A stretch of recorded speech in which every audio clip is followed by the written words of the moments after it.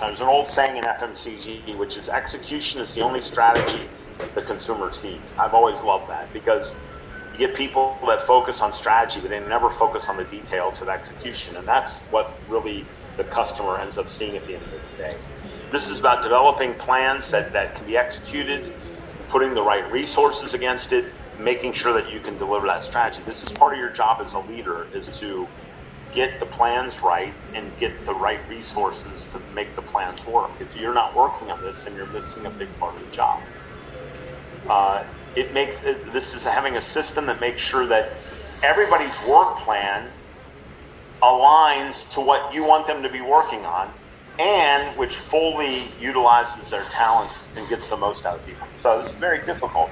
What's the system that you have in place that people are working on the plans that are in good alignment with the overall direction and strategy of the company, and what they're working on helps them maximize their own ability to contribute to the operation? It's not easy. Not easy.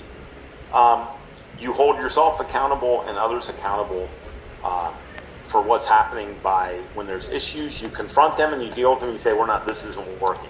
When there's success, you celebrate. You have a party. You give people a day off. You do whatever you got to do, but you celebrate success and you deal with the harsh realities that nobody wants to deal with. And I've got like a number of those right now where I'm telling people we got to deal with reality, that this part of the business is not doing well. Let's stop trying to make it look good by putting lipstick on the pig.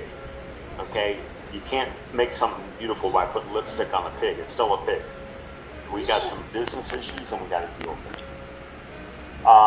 Have a process in place where you're reviewing progress. It brings issues to the surface, and making sure you as a leader, you remove the barriers and you make those difficult calls.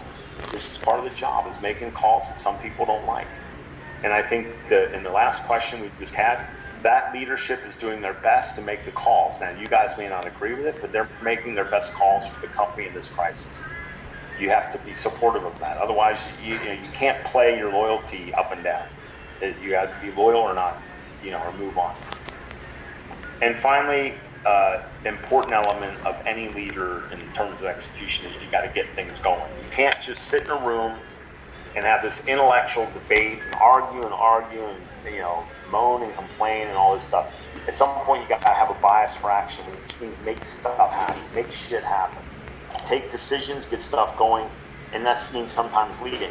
My biggest examples is the whole mask project.